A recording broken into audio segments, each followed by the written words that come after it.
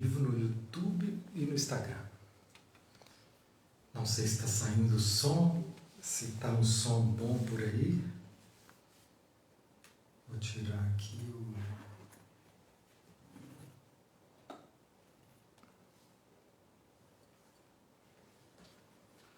Boa noite, bem-vindos. O pessoal do Instagram já está chegando.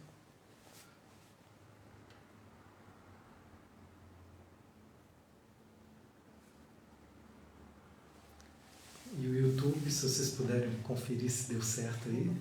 Tá, obrigado. Bem-vindos, bem-vindos. Estamos então dando mais um passo aqui no nosso estudo, nos nossos encontros. Vou dar um tempinho para vocês chegarem, enquanto eu estou me ajeitando aqui também. Acho que eu vou tirar o meu efeito. Oi. Deu certo? Melhorou, né? Sem efeito. Muito bom. Muito bom.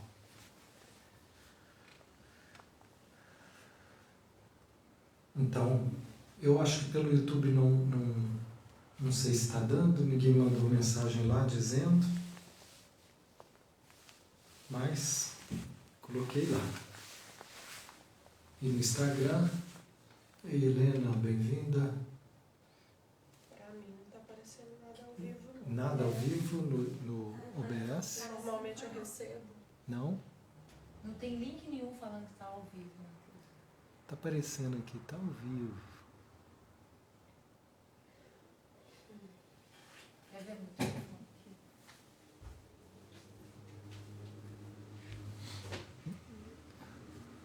Não, se não está aparecendo aqui, ó, na minha página, é porque não chegou, não. Não, tá não.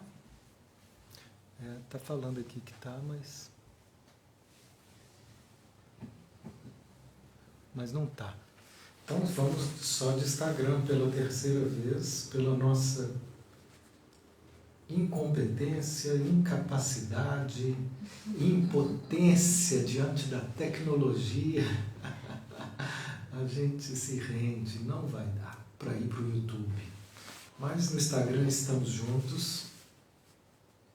Não sei o que fazer ali. E vou encerrar a transmissão.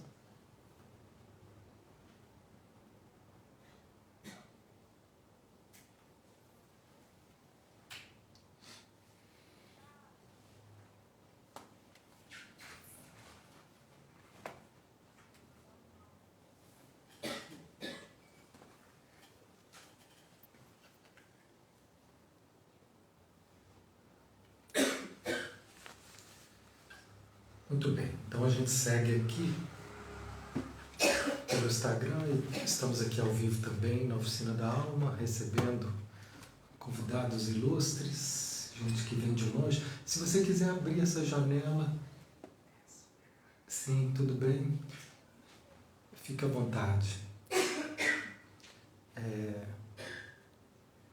Nós iniciamos um estudo na semana passada, e a minha ideia foi que a gente continuasse com ele.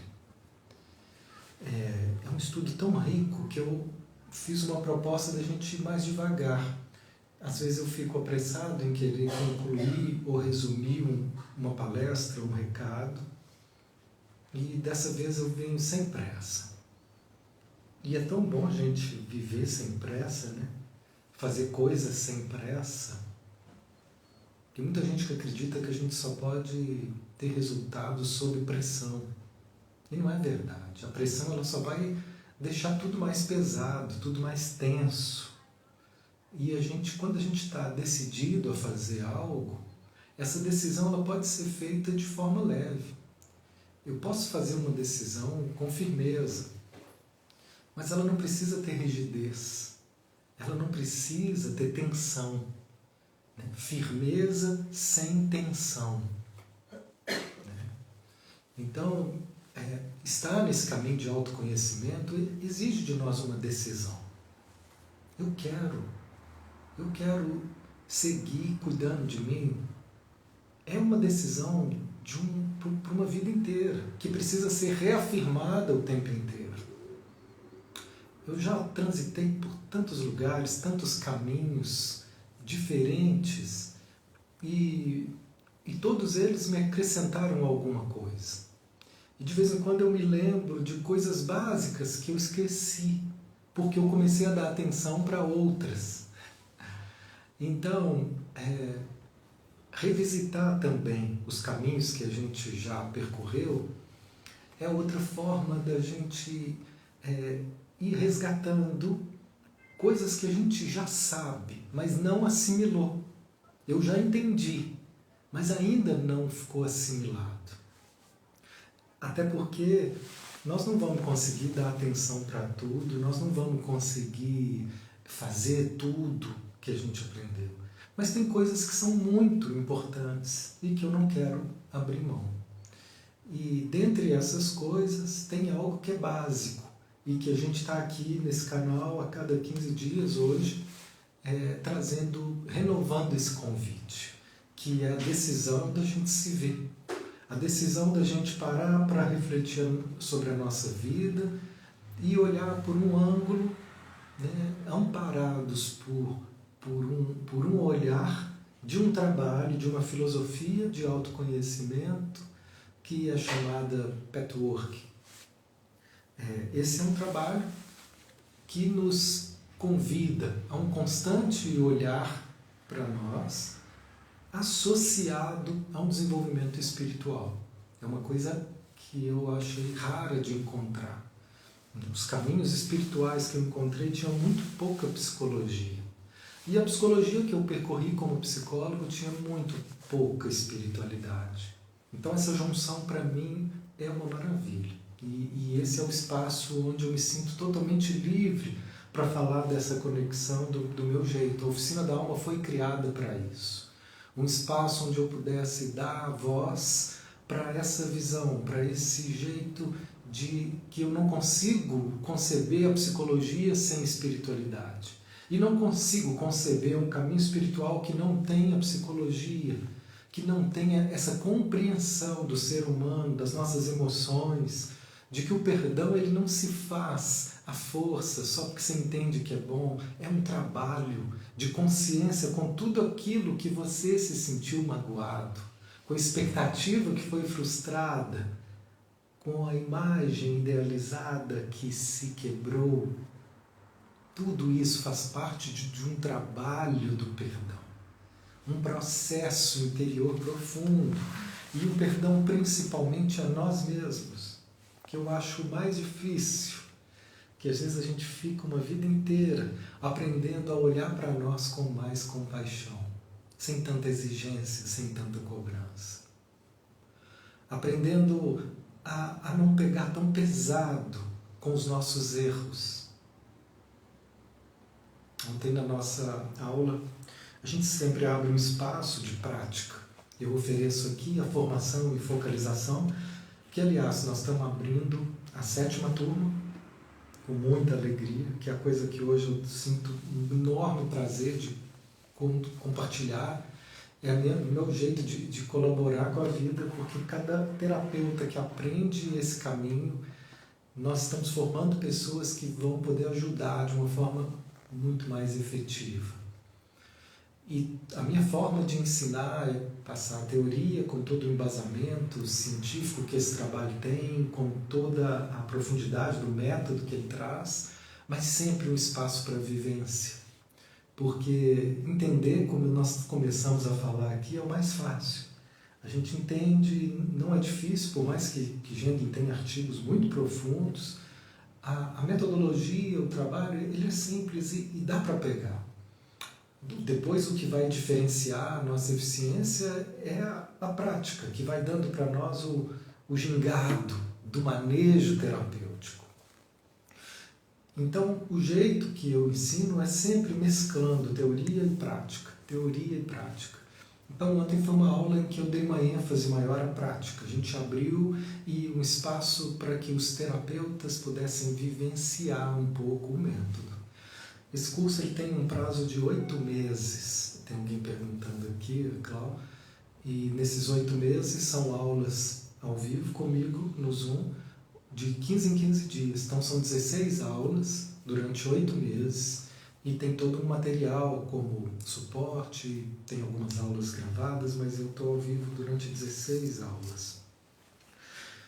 E nessa aula de ontem foi um encontro mais experiencial e uma aluna trouxe uma questão que ela é tão básica e ela tocou o grupo de um jeito tão profundo que era justamente isso. A dor em se perceber no erro, como que a forma de se ver errando ainda é vista com tanta rigidez.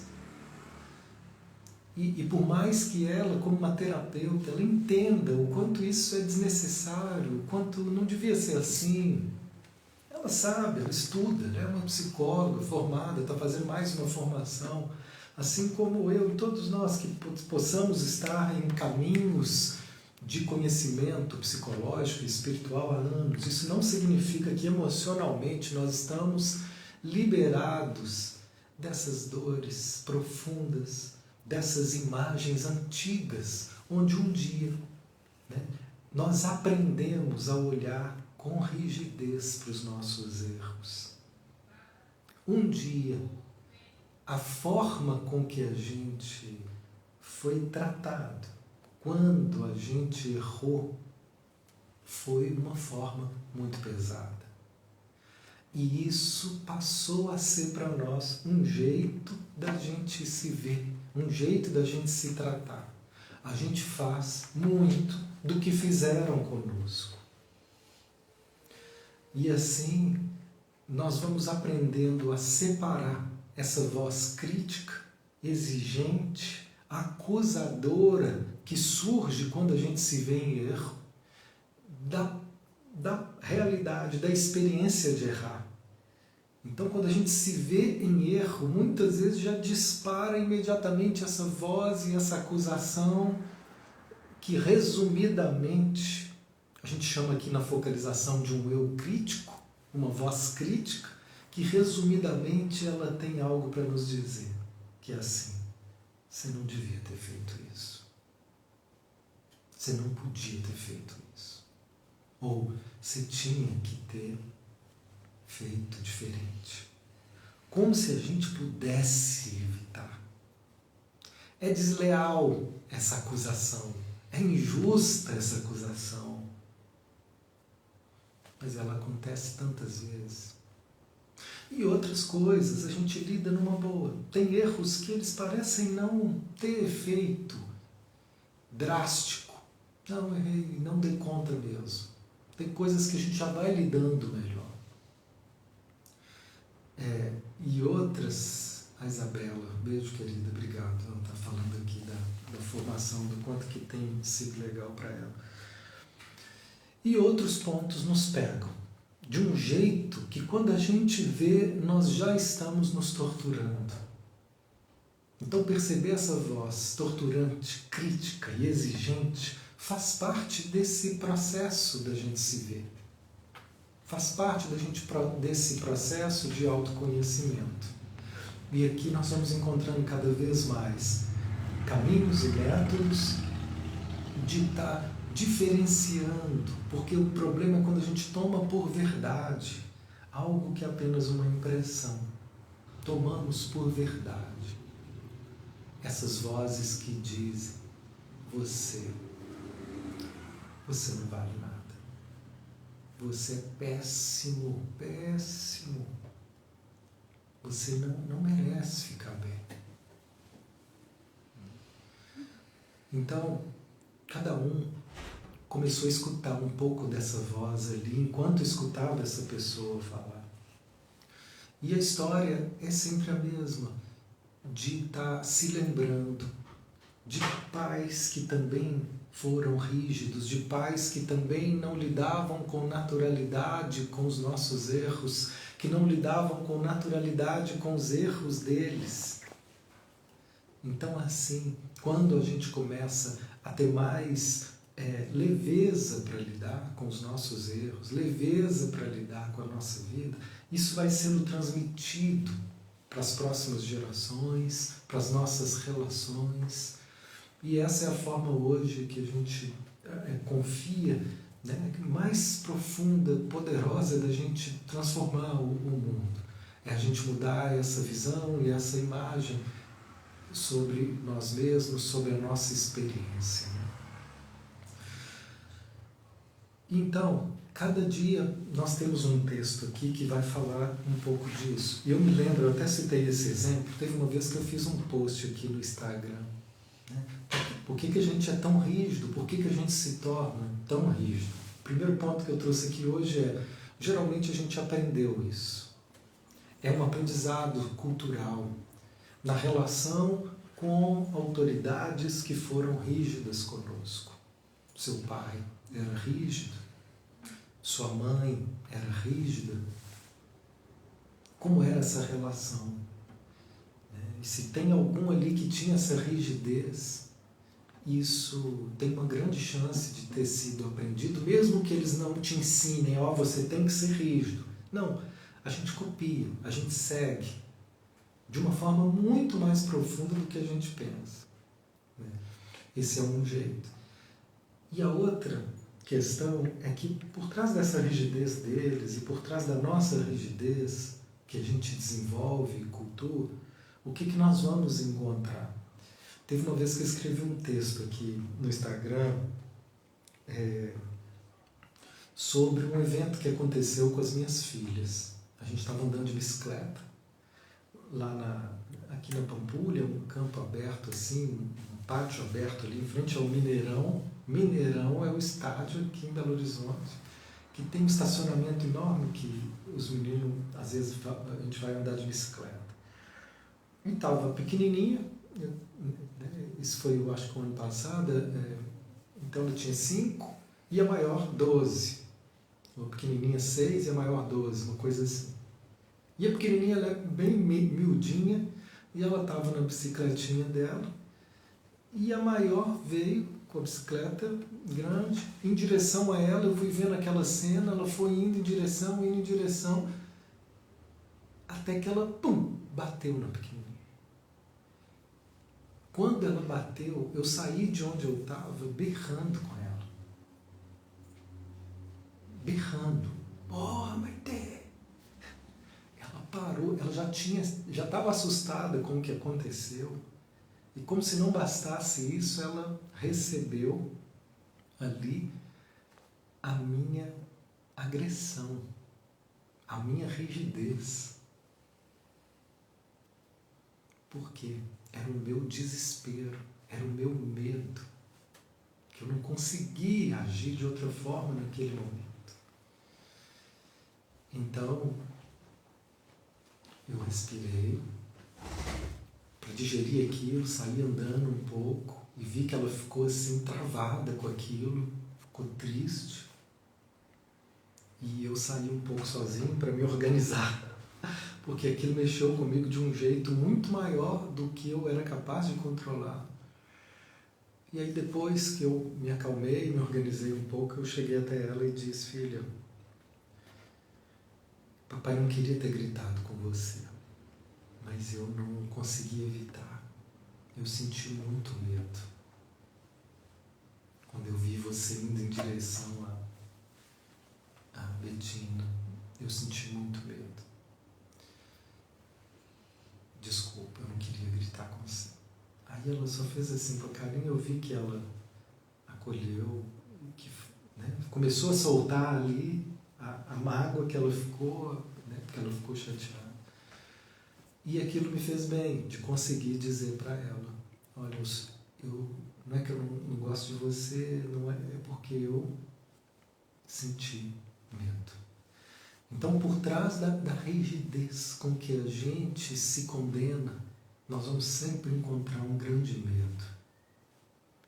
E às vezes não é fácil ir até ele, e acolher esses medos. Então, se a gente tem essa imagem, essa referência de pais rígidos, saibam que eles estavam sentindo muito medo também. E toda vez que essa rigidez aparece, ela é só uma expressão do medo. Toda tensão ela vai trazer implicitamente um medo.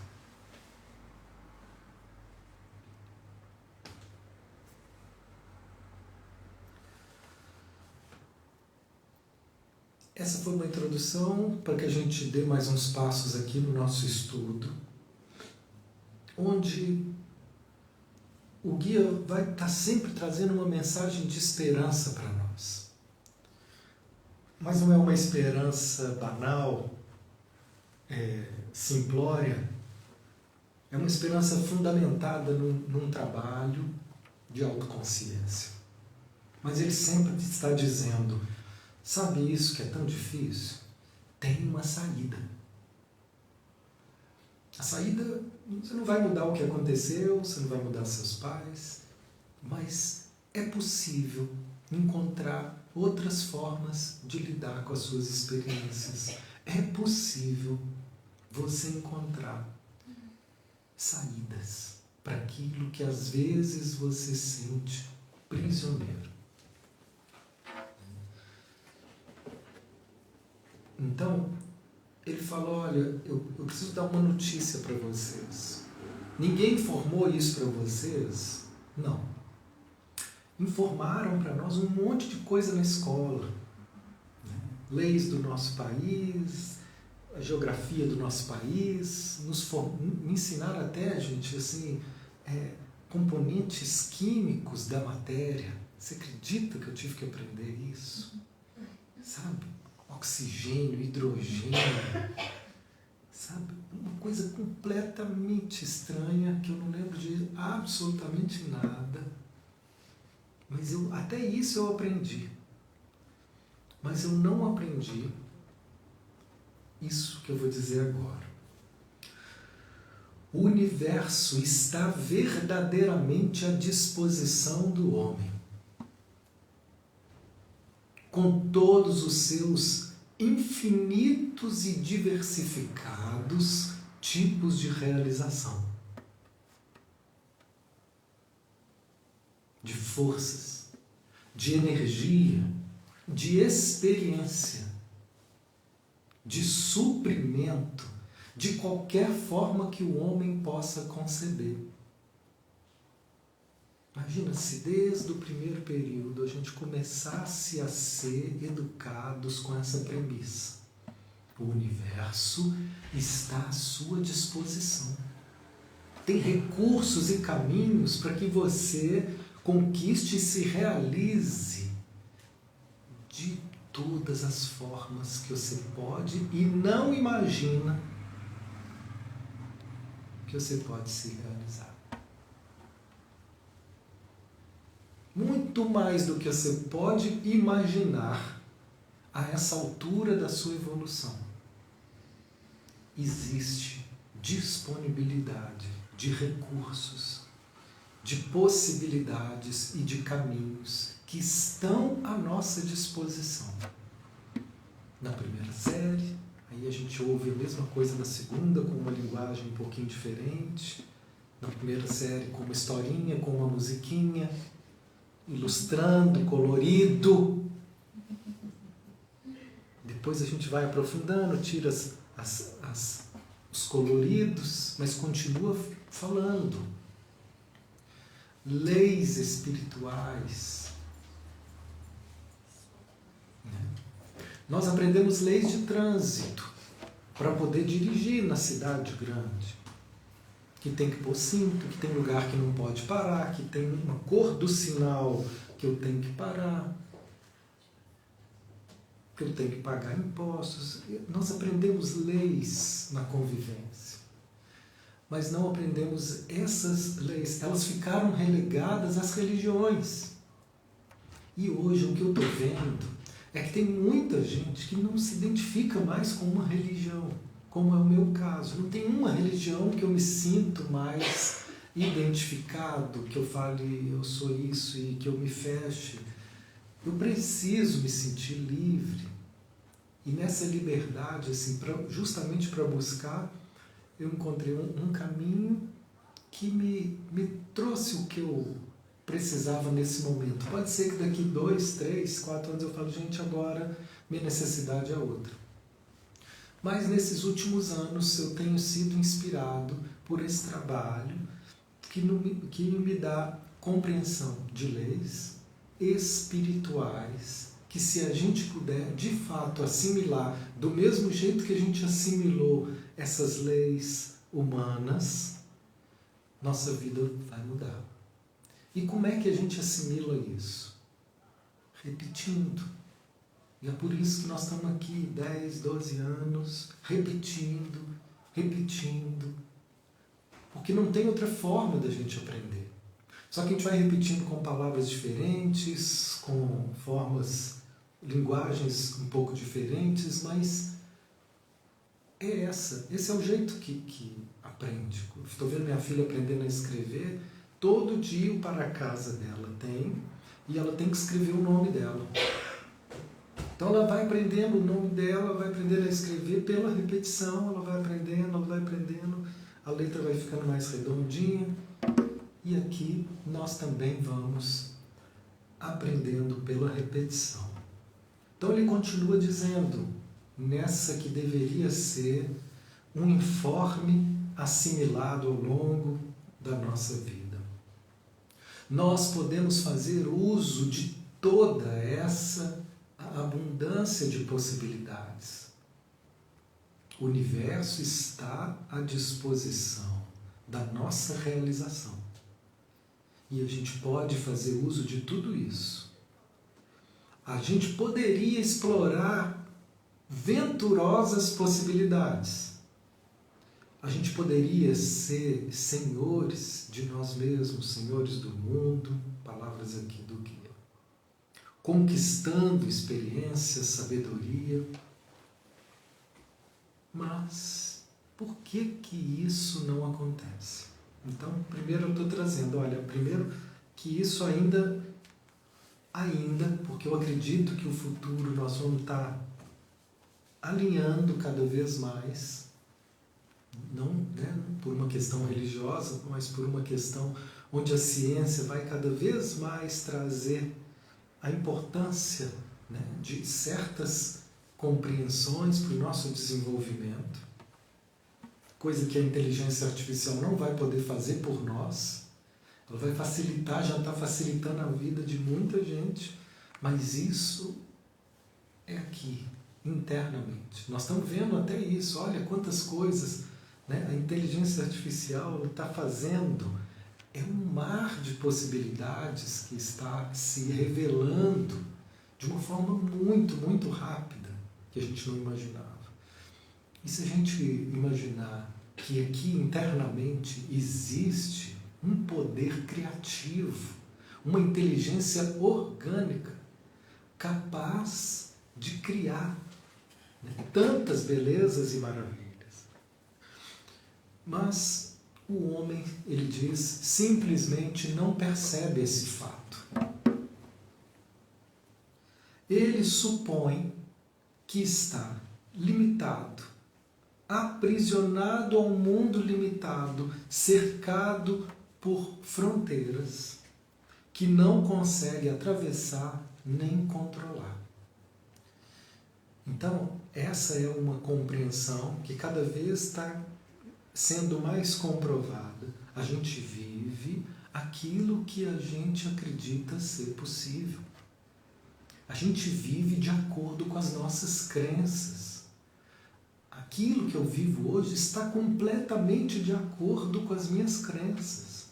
Está completamente de acordo com as minhas visões, com as minhas limitações. Tudo poderia ser diferente se o meu olhar fosse outro. Se as minhas crenças pudessem ser transformadas. E aqui ele fala, podem. Porque essa crença de que o universo está disponível para nós não é uma crença que está fundamentada em nós. Que se tivesse, a gente não estaria se sentindo tão limitado do jeito que a gente se sente muitas vezes, ou em alguns aspectos da nossa vida. E pode ser que a gente não se sinta assim limitado em alguns aspectos, mas em outros, onde essas crenças limitantes são regidas, onde elas regem a nossa forma de relacionar, nesses espaços, nessas dimensões da nossa vida, a gente se sente limitado e, consequentemente, infeliz. Infeliz em algum aspecto, porque nós não estamos conseguindo ali desenvolver essa plena realização. Então, a gente falou muito na última vez sobre essa premissa. Sempre existe uma possibilidade diferente. Sempre. Tudo que a gente está fazendo, a nossa forma de relacionamento, a nossa forma de lidar com qualquer coisa, existe outra forma de lidar com isso.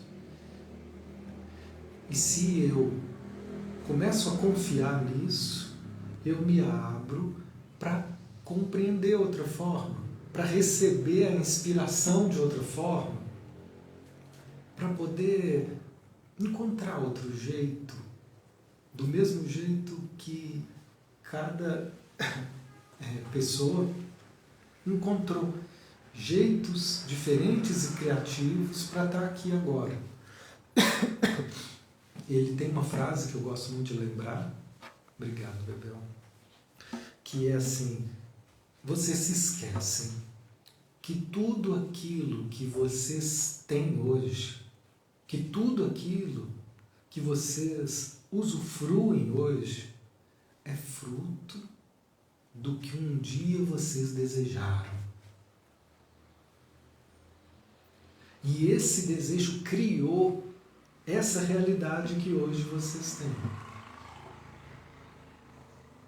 Mas a gente se esquece que isso é fruto desse trabalho de construção, de criação nossa. Então, olha o que ele diz para nós. Essa palestra ela traz uma visão, para mim, muito otimista. Eu acho a palestra mais otimista que eu já vi dele, número 128. Porque qual que é a metodologia desse trabalho? Nós temos, cada trabalho tem uma metodologia. Obrigado, querida. Vou tomar uma água aqui.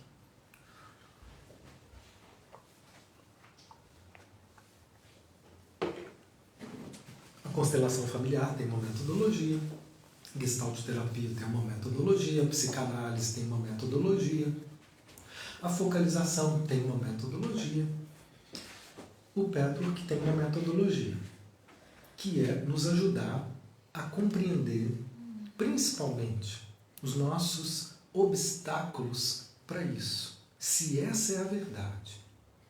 E se confiar nisso me faria estar em uma vida plena, se eu pudesse confiar que o universo está disponível para poder atender os meus anseios, isso realmente faria muita diferença na nossa vida.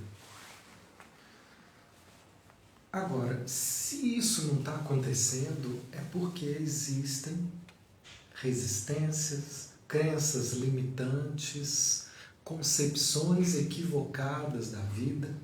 Então, a metodologia do trabalho vai ser nos mostrar aonde que eu puxo o freio de mão, aonde que eu digo não para a vida, aonde que eu rejeito a possibilidade de viver melhor.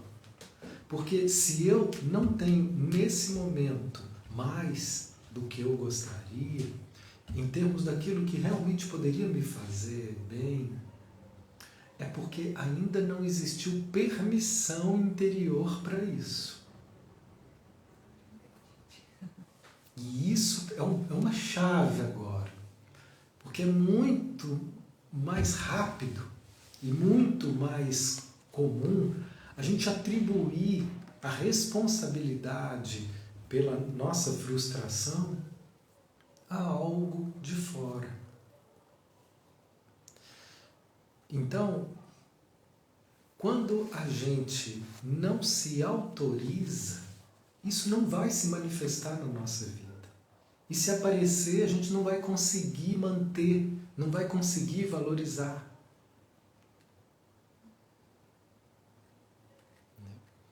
E é muito interessante, conversando com alguns amigos, eles falaram, mas isso é muito difícil. Eu falei, puxa, olha quantas coisas vocês conseguiram que pareciam impossíveis e que podem parecer impossíveis para a maioria das pessoas. E isso vocês não acham difícil porque vocês conseguiram. Mas se vocês acham difícil essa outra coisa, vamos investigar onde que é que vocês estão colocando empecilhos, limitações, negatividades, onde é que vocês desistem. E aí a gente foi conversando, até o momento que eu cheguei para um deles e falei, olha amigo, percebe que você não quer de verdade isso? Você ainda não decidiu isso de verdade? Aí ele olhou e falou, eu acho que eu ainda não quero mesmo. Então quando a gente não quer mesmo, a gente fica esperando que alguém faça algo que nos leve para frente. E o que esse trabalho está falando para nós é o seguinte, quando você quer de verdade, pode até ser que apareça alguém que venha e te dê um suporte. Mas quando eu não sei, atraído pelo meu querer. Tudo é ressonância, tudo é vibração. E aqui ele está dando uma ênfase no nosso querer. No nosso querer. Então, às vezes, você fala, eu estou vivendo um problema no meu relacionamento.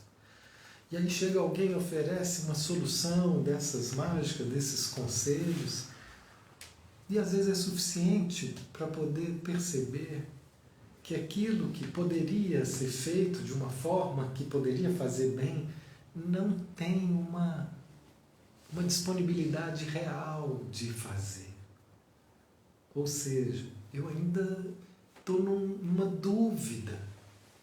Se eu realmente quero fazer tudo para dar certo, ou se eu não quero mais.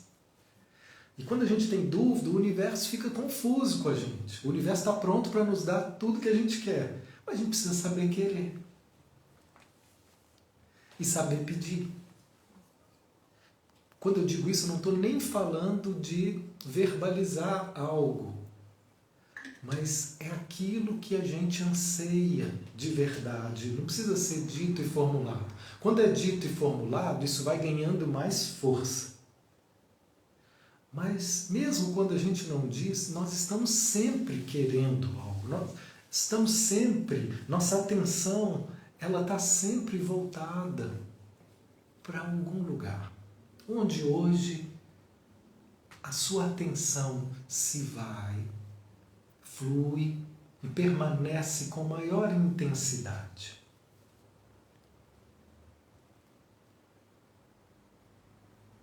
O que na sua vida hoje mais recebe a sua atenção?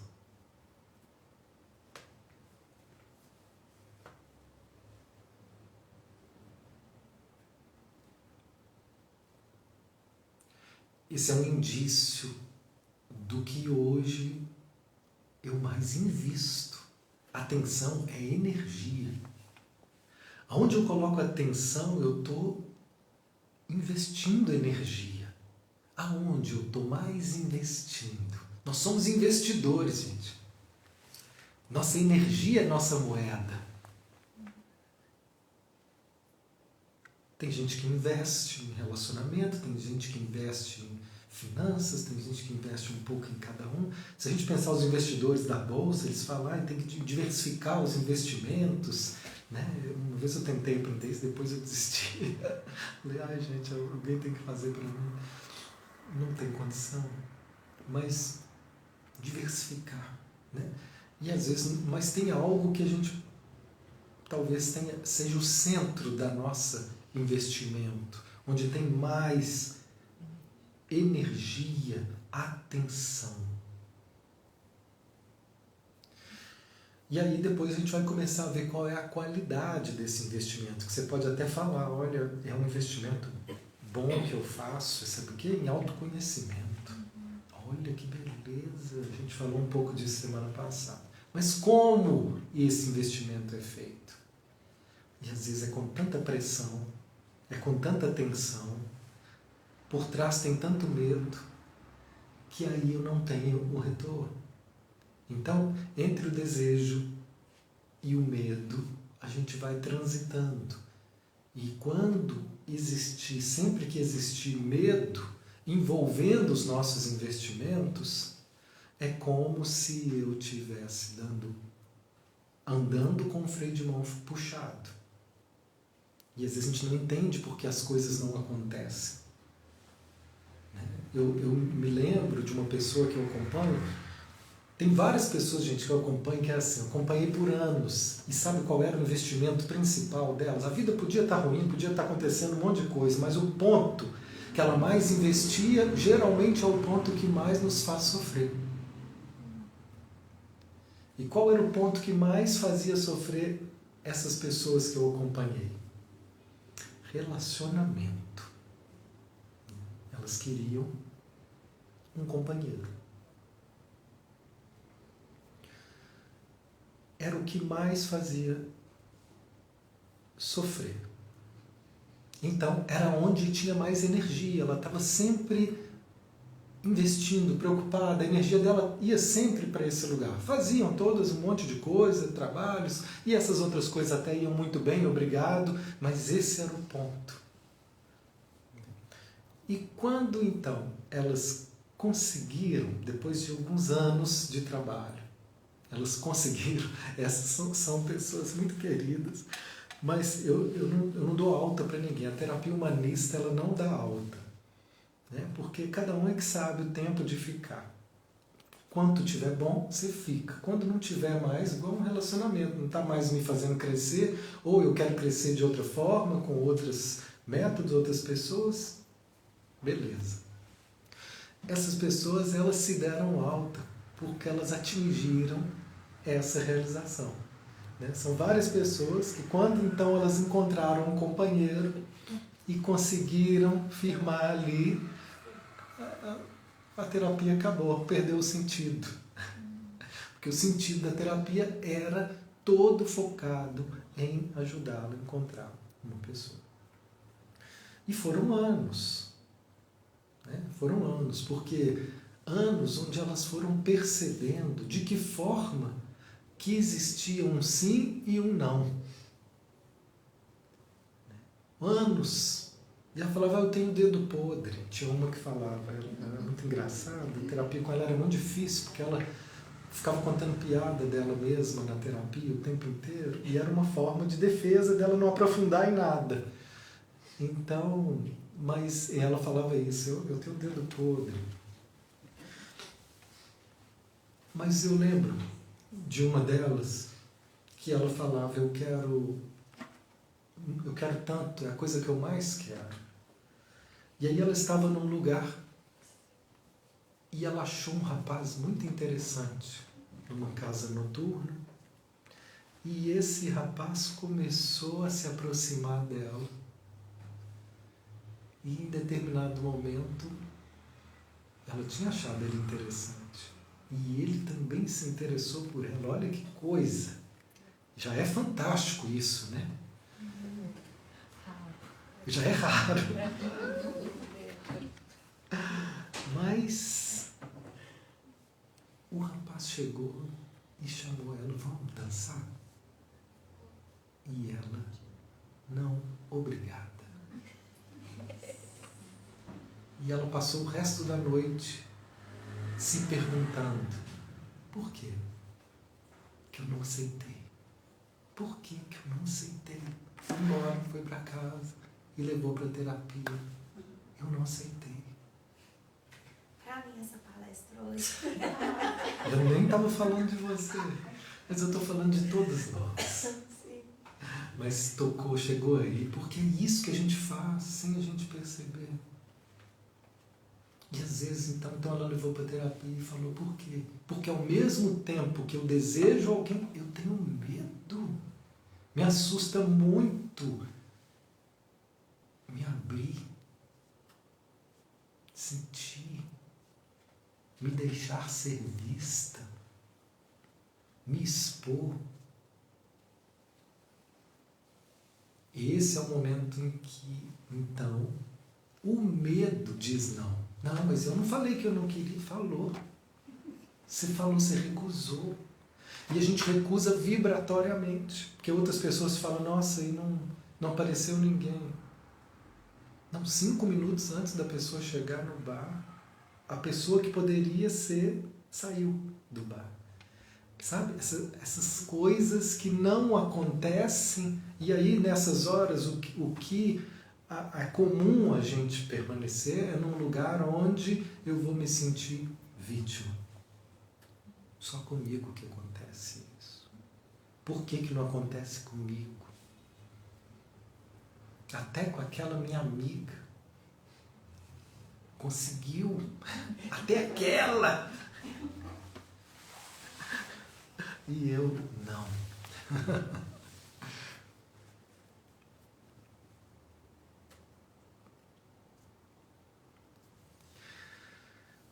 Toda vez que eu não compreendo de que forma que eu sou responsável pela minha frustração, eu vou me sentir vítima.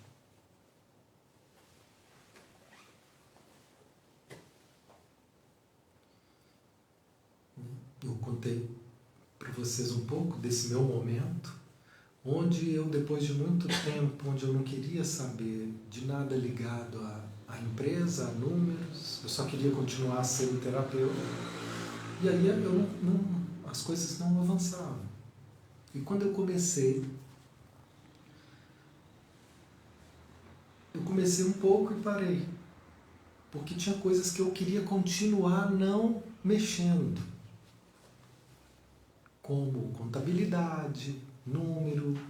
Uma pessoa me falou que eu tinha que fazer planilha. Eu falei, gente, que horror! Horror de planilha! Não, tem que fazer, Mateus, tem que ter noção do fluxo. Que fluxo? Eu queria outras coisas, mas comecei a ver. Quando eu comecei a olhar para o fluxo, eu vi que tinha um monte de torneira aberta.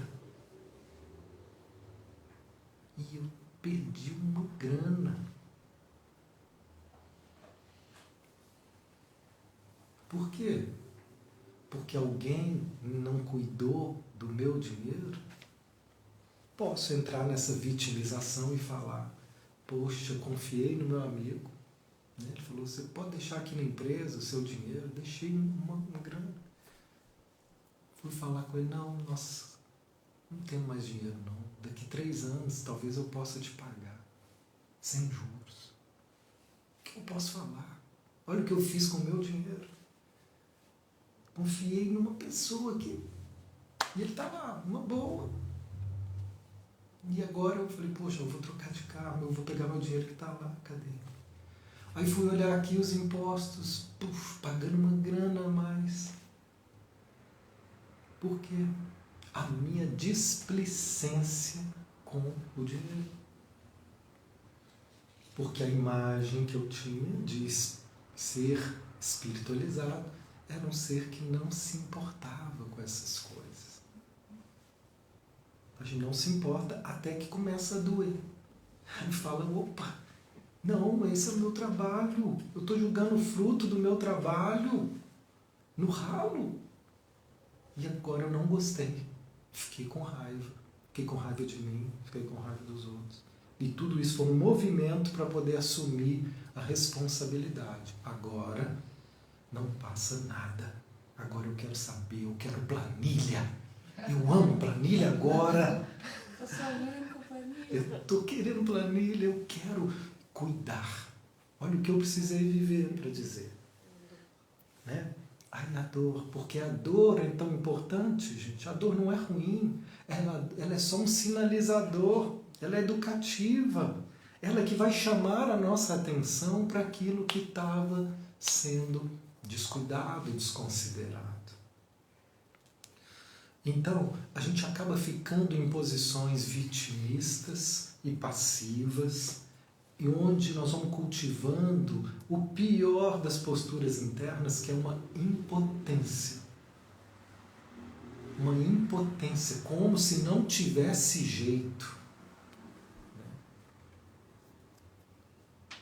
Alguém me deu parabéns aqui, Jerusa. Parabéns. Esse é o segredo da virada de chave com o dinheiro. Olha que beleza. Porque para mim, o que esse... O Excel, né? O Excel, a planilha. Porque essa foi a minha cultura, essa foi a minha história, essas foram, né, as minhas limitações. Isso para mim era uma coisa muito mal vista. Muito mal vista.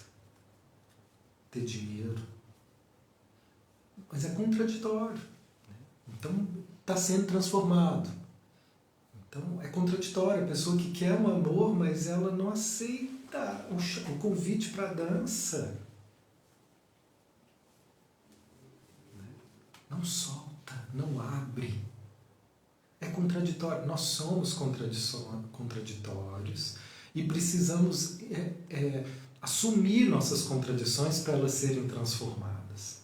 Porque cada aspecto nosso deseja de uma forma diferente.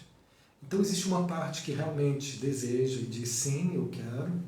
Né? Já melhorou muito minha vida financeira. Já disse vários sims para essa expansão, para esse crescimento. Hoje, a possibilidade que eu tenho hoje é muito mais interessante do que eu tinha há 2 anos atrás. Vários e vários benefícios. Mas eu preciso continuar esse trabalho comigo. Continuar esse trabalho. Assim como, quanto tempo for para essas clientes conseguirem, foram anos ela ali trabalhando essas dificuldades, esse lado que dizia não, para conseguir de fato. Teve uma que foi muito bacana, quando ela se viu numa encruzilhada de 2 homens, e ela falou, olha, esse aqui, ele parecia sim o cara que eu sonhei, mas com ele não é possível. Porque o que ele mexe comigo muito mais, mas ele não me oferece de fato um relacionamento, ele não tem estrutura para um relacionamento.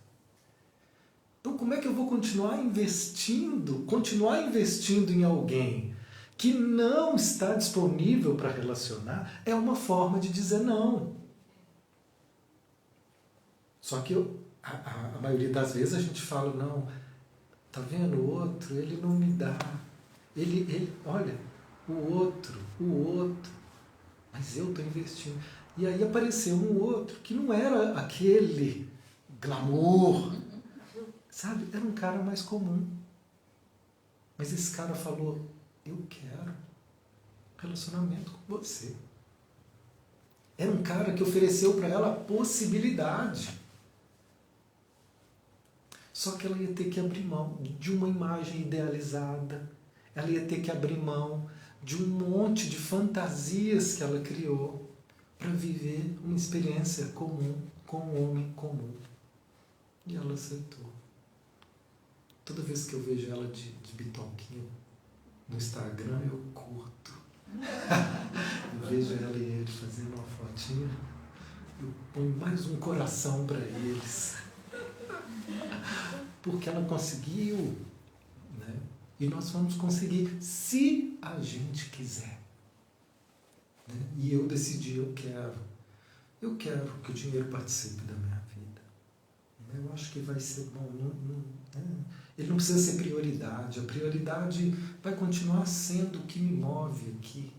Né? São motivos muito sagrados que eu tenho para estar aqui hoje com vocês, que eu tenho para iniciar cada turma, né, de formação de terapeutas. Quem me conhece, me acompanha há mais tempo, sabe quanto que eu vibro, minha alma vibra. Eu vou dar aula, eu começo a ler o texto do Gênesis, às vezes eu choro. Né? Eu falo, meu Deus, é bonito. Mas agora eu também estou associando isso à organização, métodos, a uma estrutura, até para poder desenvolver. Então, para que a gente saia dessa postura impotente e passiva, ele diz, tudo que a gente precisa fazer é reconhecer a sua liberdade e as suas próprias forças e poderes. Tudo. Enquanto a gente não descobrir, não reconhecer que nós somos livres, ou seja, nós podemos, se nós não temos, é porque a nossa liberdade está sendo usada para nos manter escondidos, fechados, isolados. Mas se a minha liberdade está dizendo, agora eu quero planilha, agora eu quero organizar minha vida financeira, agora eu quero valorizar o dinheiro que eu ralo. Gente, o exercício que eu tenho feito é justamente pôr limite para o tanto que eu trabalho. Porque eu amo tanto o que eu faço, que eu vou fazendo e de repente eu estou exausto. Aí eu abro espaço. Quando eu vejo, eu falo, estou fazendo, podia fazer mais. Nossa, olha esse trabalho. Vamos estudar isso, vamos estudar sobre os sonhos. Sonhos, na focalização e os sonhos. Abri mais um grupo de sonhos, estudo de sonhos. Nossa, que maravilhoso, está aberta. Aí quando eu vi, Mateus, agora você tem sonhos, agora tem isso, tem aquilo. Eu falei, nossa, é mesmo. Então eu estou fazendo um movimento, né, de reduzir atendimentos, abrir espaço para poder valorizar, reduzir alguns grupos. É um exercício para poder organizar a minha vida, para que esse crescimento seja com leveza. Né? Com leveza. Então, existe uma liberdade, e essa liberdade, a gente está usando ela desse jeito que a nossa vida está, e podemos usar ela de outro jeito. Eu quero continuar trabalhando, continuar recebendo, mas eu quero que seja mais leve. Porque tem hora que quando eu vejo eu já estou pesando, quando eu vejo eu já estou me entulhando de trabalho, aí começa a ficar pesado e deixa de ser prazeroso. Então, do mesmo jeito que eu digo, é possível encontrar alguém, se você quiser, e ir se trabalhando, não vai ser um pensamento mágico que depois da manhã está resolvido. É trabalho. Porque esses nãos que existem aqui dentro, eles não são tão evidentes. E o sim que a gente poderia dizer, ele está tímido ainda. Vocês estão vendo a força que eu estou dizendo que eu quero a planilha? Eu nunca disse isso. Eu nunca disse um sim, eu vou cuidar do meu dinheiro agora. Eu nunca disse isso com uma expressão tão inteira como eu estou dizendo hoje. E eu sei que isso vai ter um efeito. Se eu voltar aqui 1 ano para falar com você sobre a minha vida financeira, vocês vão ver o que vai acontecer. Do mesmo jeito que eu vi conquistas internas acontecerem aqui dentro, quando eu disse sim para várias possibilidades, como essa, por exemplo, de estar falando em público aqui, né? Com tanta gente que cada vez mais tem sido possível. Inclusive falar em público, domingo agora, estou lembrando aqui, nós vamos ter uma fala no Zoom só sobre a focalização, sobre o método, onde eu quero partilhar esse método, mostrar o que é e, se possível, até fazer uma prática lá, um lugar que eu me sinto à vontade para isso. É um evento gratuito que vai acontecer domingo no Zoom de manhã, de 10 a meio-dia, uma coisa assim, que está no link aqui do Instagram, o caminho para fazer a inscrição, que é gratuita. Esse evento vai falar um pouco mais e anunciar a próxima turma de focalização. Então, nós estamos preparando para encerrar. Eu vou continuar essa palestra e desse jeito, tranquilo, eu vou pegar 2 slides e a gente vai digerindo eles. Eu vou fechar essa palestra dizendo: tudo que você precisa, palavras do guia, é reconhecer sua liberdade, reconhecer a sua força e poder para poder mudar o que você quiser. Às vezes eu não posso mudar externamente, mas posso mudar a forma de lidar com isso, a importância que eu dou para isso, o peso que isso tem na minha vida. Por exemplo, se uma pessoa se foi, ou se eu não posso ter aquilo porque se perdeu. Pode ser diferente a forma de lidar com isso. Mesmo que eu não saiba como, a mente não entende o que vai ser. Se eu perguntasse para a minha mente o que eu seria 20 anos seguintes, ela não tinha a menor ideia que essa oficina da alma estaria pulsando aqui do jeito que está. Mas eu sabia que naquela época o que eu tinha que fazer era continuar fazendo as minhas formações, seguir meu coração e atender pessoas. Fazer formação, fazer terapia, se trata e continua trabalhando. E as coisas vão. A mente não entende, mas se eu quiser, um caminho vai se abrir. Então, o efeito do nosso querer, ele vai rompendo as ilusões. Aí eu vou terminar com essa frase. As ilusões, elas parecem muito reais. Essa ilusão de que não tem jeito. Realmente a gente sente isso. E esse sentido parece muito real, parece muito que não tem jeito. Porém, a ilusão e seus efeitos parecem reais até o momento em que ela é tomada por real. Quando a gente começa a questionar, será que não tem mesmo? Começa a questionar essa ilusão. Começa a questionar essas certezas. Uma brecha para uma nova realidade, para uma nova possibilidade vai abrindo. Tudo que se precisa fazer é reconhecer sua liberdade. Se a gente não tem mais, é porque a gente ainda não reconheceu o nosso poder criador. Então eu tenho dito para mim um mantra, que toda vez que eu lembro, eu paro, eu sou puro poder criativo. Vejam como eu ouvi isso. Nós vamos encerrar com essa afirmação, que ela vai sendo cada vez mais interiorizada. Eu sou puro poder criativo. Eu crio minha realidade de acordo com os meus desejos. Tudo que eu tenho hoje é resultado das minhas criações. Eu posso criar muito mais se eu quiser.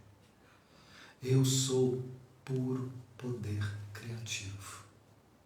Eu sou puro poder criativo. Veja o efeito de ouvir isso no seu corpo.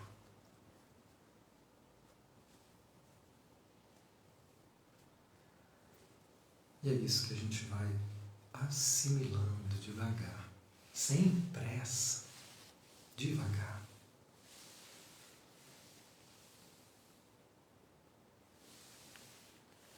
Obrigado a todos.